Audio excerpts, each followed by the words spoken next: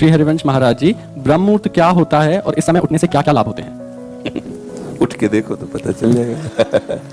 4 बजे से और 6 बजे तक का जो समय है ये भजन के लिए बहुत लाभदायक है।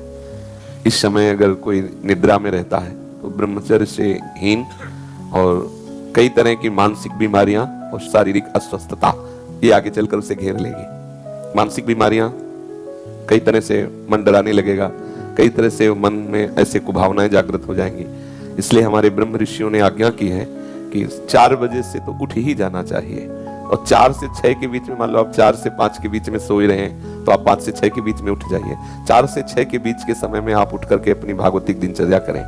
भागवतिक दिनचर्या में जैसे अपने लोग राधा वल्लभी हैं तो प्रातः काल उठ करके अपने गुरुजनों का, रसिकों का सुमिरन करें, गुरु मंत्र का जप करें, फिर स्नान आदि करके श्री जी की मंगला, श्री जी को सुंदर पद सुनाना आदि, या अगर उस समय ऐसी भावना है तो 2 घंटे बैठ करके जप करें।